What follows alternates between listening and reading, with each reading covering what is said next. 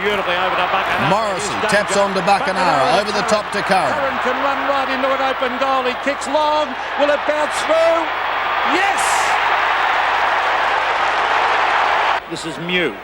Couldn't take the mark. Morrissey was in there, and the umpire said almost it was too got one. high on Jamie Morrissey. He gets a free kick. Salmon missed that front. Stone Langford Essendon have slowed down found a little Salmon. bit.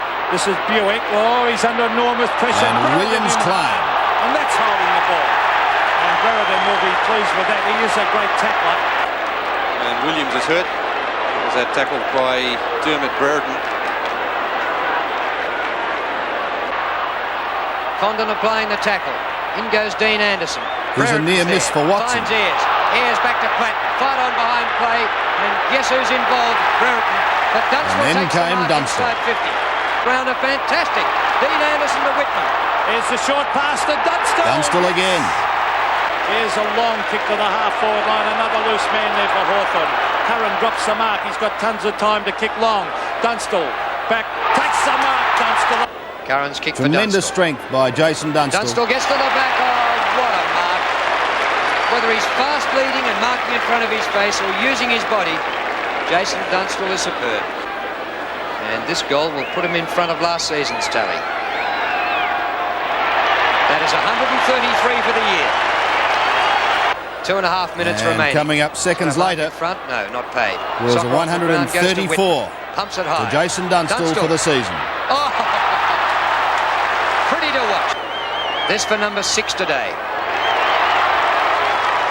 Yes. Good. He loses it. Now from yesterday's action, Dean Anderson of Hawthorn. Anderson on the right foot. Oh, great goal. Back roving in defence. Gary Buckenara, Hawthorn. By Buckenara. Snap straight through the middle. And Greg very Deere. tough shot for goal. What a great view we have of. Only about 5 metres from goal. On a tight angle. And another check The shot. bananas are through. Mark of the second quarter, the game was over, and I've got to agree with him in this situation.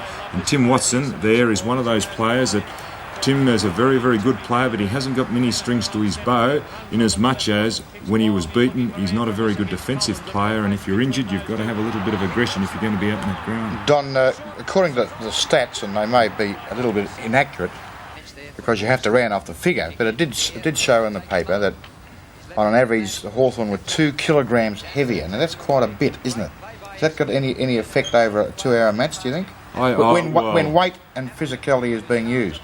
Well, I suppose that's a good point, Ron, but as we know, you've got to go and get the ball in a game such as that, and and I don't care how big you are, you've got to stand up and be counted in a final game, and I don't care how, the size, but I don't think it comes into being because it's a very quick game. You really do need light players that are supposed to run. Hey, there's a lot of weight being used, though.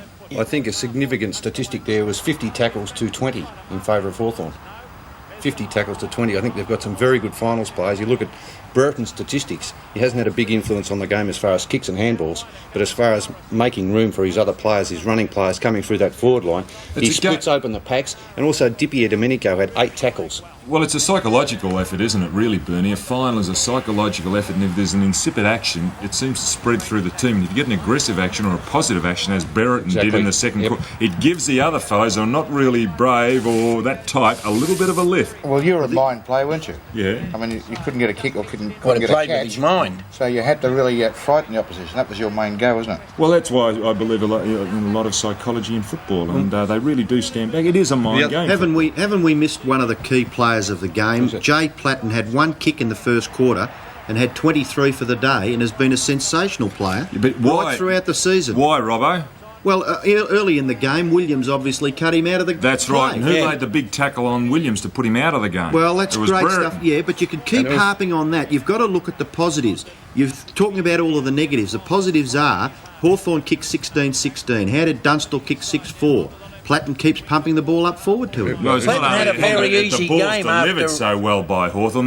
Their skill level, and you cannot compare players from one era to another. These players playing football nowadays would kill any player that's played in the past, and I was simply amazed at the skill level that both sides showed yesterday. That is undeniably right if you look at it in one way. But if you were to bring Teddy Whitten back and train him in today's form and Well, play you him in that can't, football, Bob.